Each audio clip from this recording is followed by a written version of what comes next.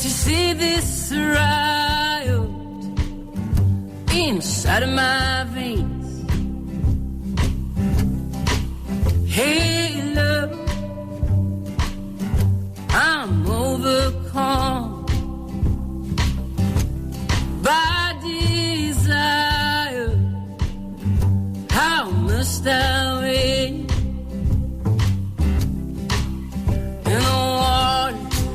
A ver si hay suerte con las conexiones, sobre todo con Javier, que me da un poco más de miedo. Javier San Pedro, ¿cómo estás? Buenos días. No hay miedo porque... Bueno, qué maravilla. ¿Cómo suena Carabanchel? Esto va con esta seguridad. Pero tú sabes que Ramón Lobo, cuando entra desde casa, hubo un día en el que no sé qué cable conectó mal y desde entonces ya no puede dormir los sábados por la noche pensando en que lo va a hacer mal. Yo ya veo que tú ya sabes cómo conectar los cables, lo sabes todo. Sí, bueno, me levanto un rato antes para desenredar los nudos. Me levanto un rato antes, pero son las 10:36, Javier. Pues, bueno, pero un rato antes de lo que me levantaría normalmente. Vale. Que a lo mejor son las 7. Y sí, para desenredar los nudos, fundamentalmente. Nos escucha perfectamente. Bueno. Espera, Estupina, me da menos miedo. Estás por ahí, ¿no, Espera? Sí, no, es broma. Tengo que decir que desde Buenos Aires se oye mucho mejor que desde Tortosa. No sé muy bien por qué será esto, pero son cosas que pasan. Los satélites. Ya, bueno, no te estoy diciendo que te vuelvas, tú vuelve cuando quieras. Espera, Estupiñán es químico, bioquímico, conduce en la 2 El Cazador de Cerebros. Javier San Pedro es doctor en genética y biología molecular y colabora con El País para dar mensajes como el de esta semana, Quédate en casa, que era un titular de un artículo que ha sido muy compartido, ya lo sabes, ¿no, Javier? Volvemos, pues no lo sabía, la verdad. ¿Lo que sí de hace unos meses o...? Es que, claro, casi veo que estamos como Sísifo, solo que al revés, ¿no? La curva sube ella sola, como la piedra de Sísifo, y Sísifo se empeña en bajar la cuesta de la montaña. Pero sabes que, Javier, había un pozo en tu artículo. Sí. Yo creo que tu artículo estaba basado en una cosa, y es ajuste usted sus movimientos al sentido común. Aparte del ruido político, lo que le digan unos, lo que le digan otros, que se puede seguir, se puede dejar de seguir, pero actúe usted con sentido común. Los datos son estos. ¿Qué cree usted que se debe hacer? Pues quedarse en casa. Pues sí, apelar más a la responsabilidad de la gente, dado que nuestros políticos no la muestran en grandes cantidades, digamos. De hecho, creo recordar que el propio alcalde de Madrid, Martínez Almeida, después de rechazar las medidas de restricción, ¿no?, que había impuesto el gobierno, recomendó a los madrileños que no salieran de casa, que no se movieran. O sea, que rechaza las medidas, pero recomienda a la gente que no se mueva. Bueno, en fin, es un grado de estulticia política tremendo. De no dar la razón al contrario político, ¿no? Exactamente, ¿no? A ver quién se lleva la culpa, o si le ha hecho la culpa a este otro. Y la gente, la verdad es que está muy confundida. Es verdad. ¿No? Lo veíamos entre nuestros allegados. Oye, qué interesante, no sé si estabas escuchando la conversación anterior con un paleontólogo desde Brasil. Sí.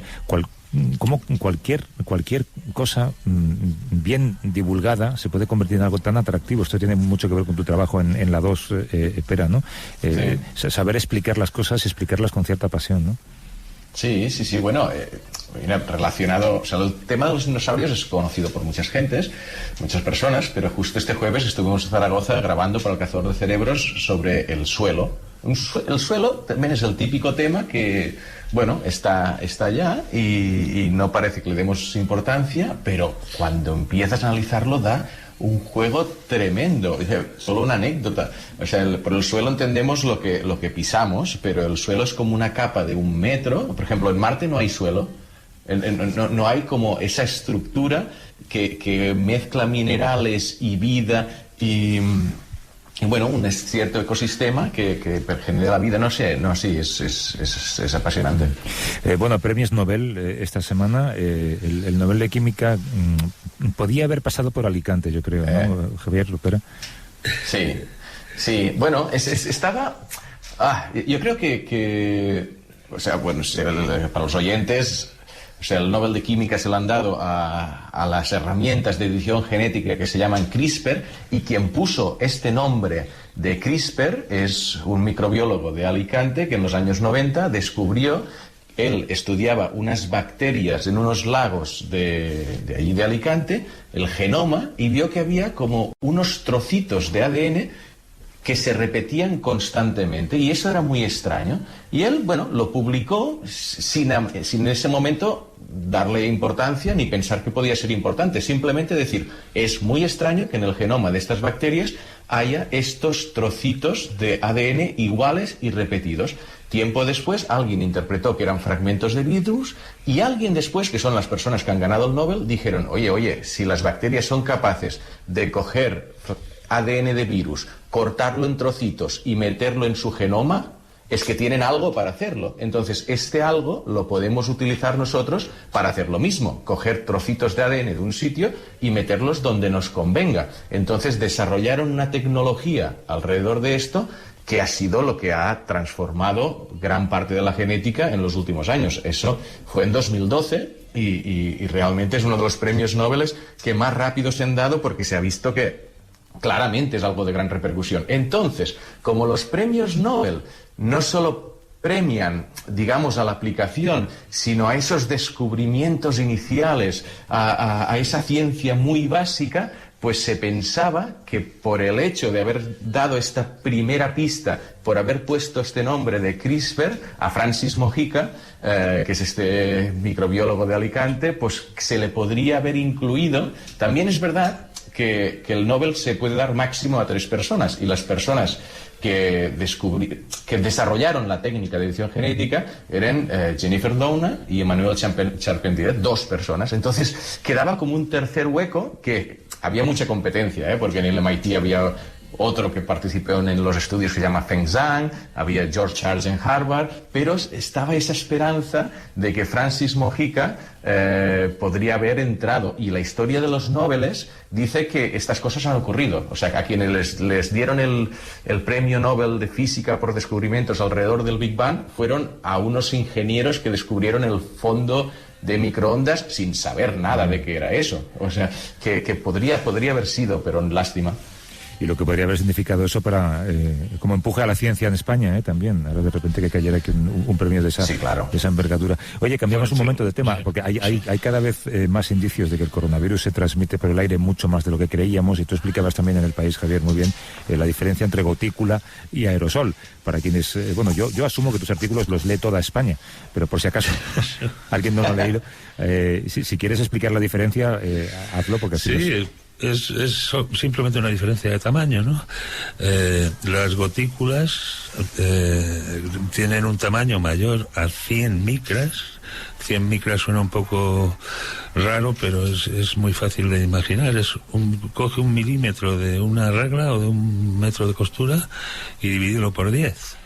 Eso es todavía visible, eso son 100 micras, ¿no? Pues bien, por encima de 100 micras de tamaño hablamos de gotículas, en inglés droplets. Y por debajo hablamos de aerosoles, es simplemente que las gotas son más pequeñas, a veces mucho más pequeñas. Esta diferencia tan aparentemente aburrida tiene unas consecuencias epidemiológicas muy fuertes, porque las gotículas son lo bastante grandes como para que por el mero influjo de la gravedad caerse al suelo, desde que las emitimos al toser, por ejemplo, o al cantar, etcétera. Solo viajan un par de metros, ¿no? 1,5 metros, 2 metros a partir de la fuente emisora. De ahí que nos hayamos estado centrando desde el principio de la pandemia en protegernos de las superficies, porque estas gotículas pueden caer sobre cualquier mesa, cualquier estantería, sobre las barras del metro donde nos agarramos todos, etcétera. Y de ahí todos los geles hidroalcohólicos, la resistencia al lavado de manos, etcétera. Esto está tomado de anteriores virus respiratorios, ¿no? Todo lo que sabíamos por anteriores virus respiratorios, incluida la gripe. Sin embargo, por debajo de 100 micras, es decir, cuando los llamamos aerosoles, esto no cae, son tan pequeñas que no caen sobre las superficies. Se pueden acumular, no en el aire libre. En el aire libre un aerosol sale volando y llegará a la estratosfera, no sé. Pero en el interior interior, en los interiores cerrados donde hay mucha gente, y si están sobre todo mal ventilados, estos aerosoles se van acumulando en el aire, no en las superficies, ni en las manos, sino en el aire. Y el mero hecho de estar allí respirando es un factor de contagio que, por lo que vamos sabiendo, es más importante aún que lo de las superficies. Aunque debo decir que la OMS, por razones que yo no comprendo muy bien, ha sido extraordinariamente renuente a aceptar esto como una vía de contagio principal. A lo mejor porque asume también la infantilidad de su audiencia y piensa que es que no vamos a saber comportarnos. Como pasaba cuando decían que no nos aconsejaban usar mascarilla, porque entonces a lo mejor salíamos corriendo a comprarla. Bueno, puede tener algo de eso. También es verdad que la OMS tiene que regular para todo el mundo, ¿no? Y que protegerse contra los aerosoles en países de África, por ejemplo, pues es mucho más complicado que en un país occidental, ¿no? En fin, supongo que ellos tendrán que hacer unos cálculos muy complejos, pero la verdad es que las evidencias de que los aerosoles son una vía principal de contagio, si no la vía principal de contagio, se han ido acumulando de una interiores. Sí, o sea, huyamos de los interiores mal ventilados, claro, donde hay mucha gente. Claro, ¿no? O sea, si estás tú solo, ¿no? Y actuemos, como dices tú en tu artículo que citábamos antes, sencillamente movidos por el sentido común, más que por ninguna otra cosa. Pues de nuevo sí, porque como tengamos que esperar a que nuestras autoridades sanitarias nos aconsejen eso...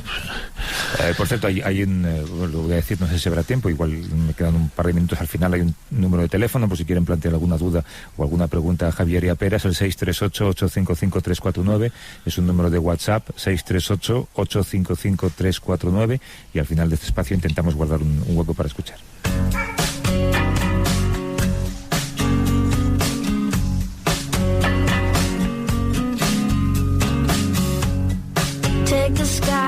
La selva del Amazonas lleva ardiendo desde el mes de julio. Las cifras de este año pintan peor que las del año pasado. Solamente en agosto se quemaron 2,5 millones de hectáreas, que es 120 veces la ciudad de Buenos Aires, según datos del Instituto Nacional de Investigaciones Espaciales de Brasil. Los incendios, las deforestaciones y, por supuesto, el cambio climático conducen también a una pérdida de la biodiversidad. Qué complicado es, por cierto, Pera, Javier, saber cuánta superficie se quema. No hay manera de saberlo tampoco.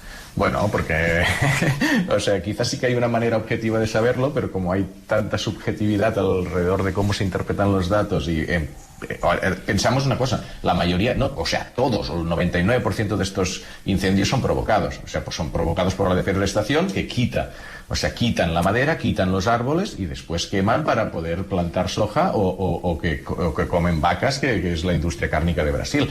Y el gobierno de Bolsonaro, pues, relajó inicialmente las medidas de control y se ha encontrado con esta consecuencia y ahora pues ellos dan otras cifras alternativas. Sí, son muy diferentes las cifras que da la NASA, por ejemplo, que puede mirar desde arriba, digamos, ¿no? Con las que da Greenpeace o las que da, lógicamente, las instituciones brasileñas. Esa pérdida de biodiversidad incluye también algo en lo que no habíamos caído, y es la pérdida de los olores que existen en la naturaleza. Ana María Yáñez es investigadora del Centro de Investigación Ecológica y Aplicaciones Forestales, la CREAF. Ha estudiado el impacto del calentamiento global en los aromas del planeta. ¿Cómo estás, Ana María? Buenos días. Hola, buenos días, ¿qué tal? Claro, porque esto es también una cosa muy lógica. Uno piensa cuando va al campo, de repente recibe unos olores que no olemos salvo cuando estamos allí. Es una especie de cóctel de perfumes, pero claro, eso tiene un impacto también medioambiental porque atrae a polinizadores y permite también comunicar entre ellos distintas situaciones, ¿no? ¿Nos puedes explicar cómo funciona ese lenguaje?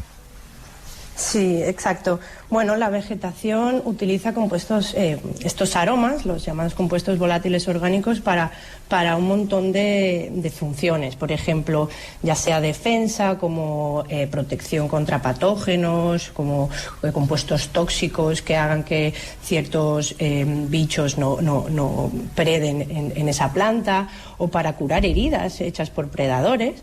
Pero también los usan como señalización, como tú has mencionado, para polinizar, pero también para alertar a otras especies parecidas sobre una situación que está ocurriendo, ¿no?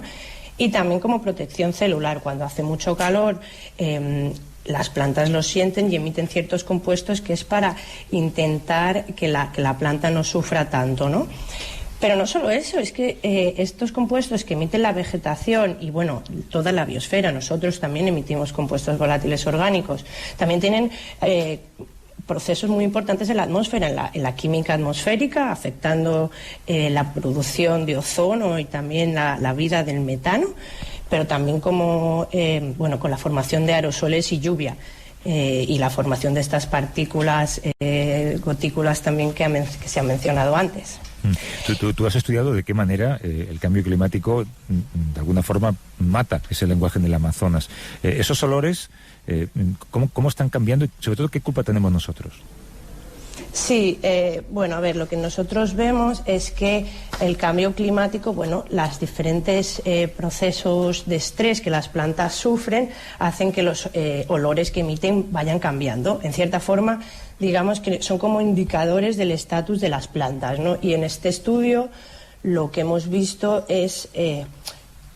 Hemos estudiado todos los procesos que afectan al cambio climático y a la deforestación en el Amazonas en términos de compuestos volátiles orgánicos, y lo que hemos visto es que hay un aumento de unos compuestos relacionados con el estrés, queriendo decir que el Amazonas está sufriendo un estrés, estos compuestos nos están avisando, pero también hay una disminución de otros compuestos que lo atribuimos a un aumento de la deforestación. O sea, hay una pérdida de bosque, por lo tanto, estos compuestos que antes estaban siendo emitidos ya no lo están.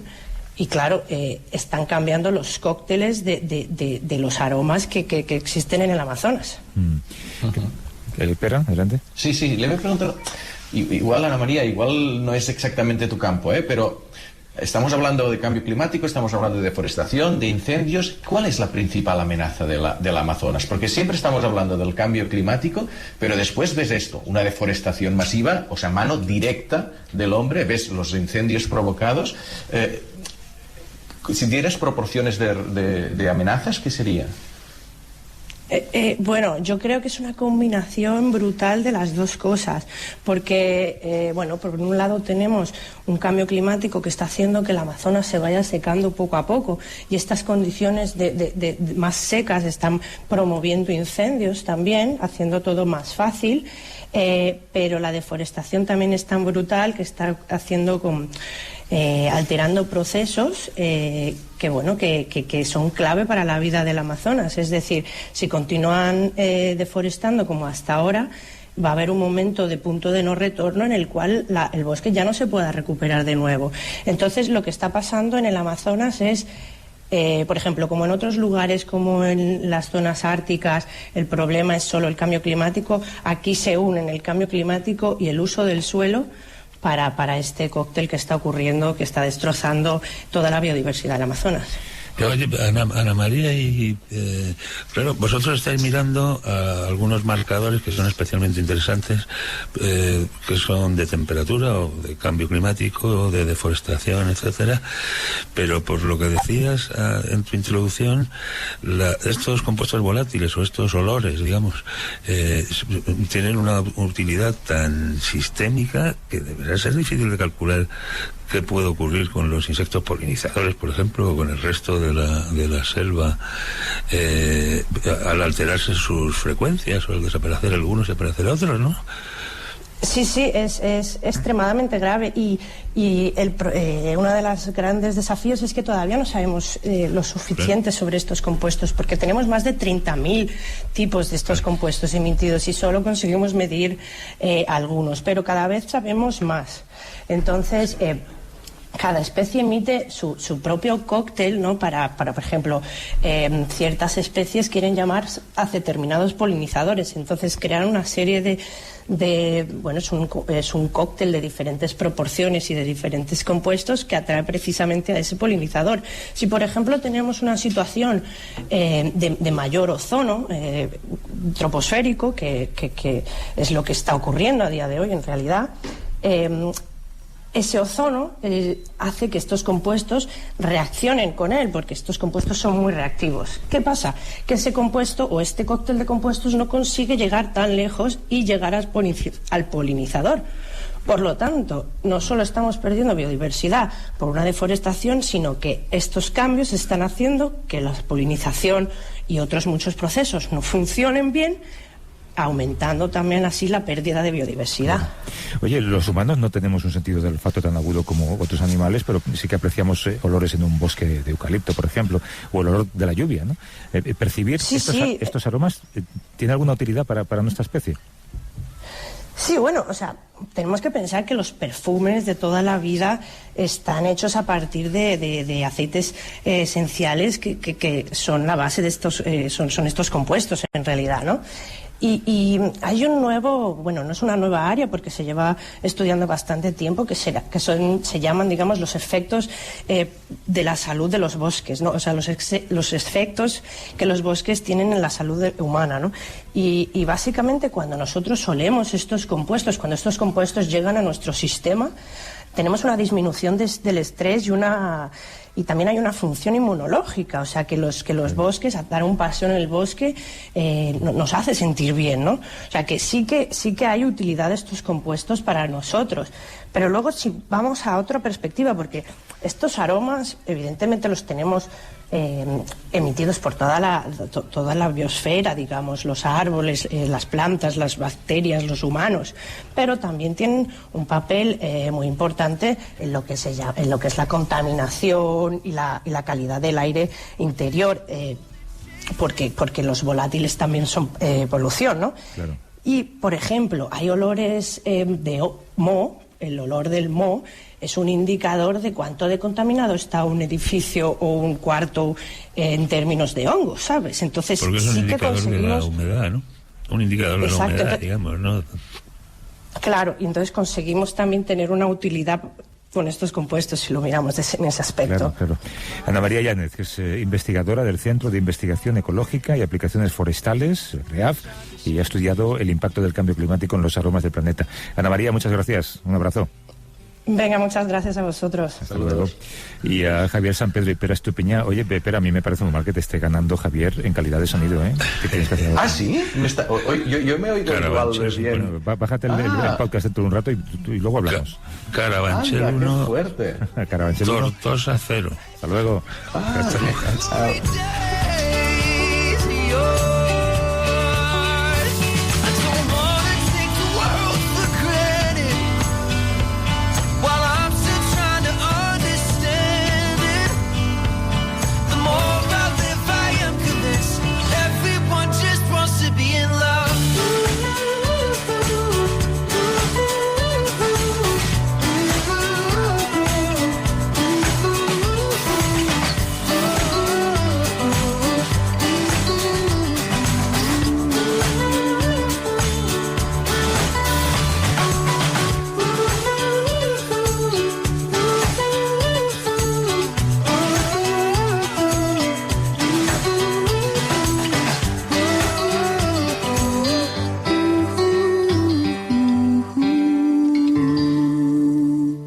A vivir que son 2 días. Javier del Pino.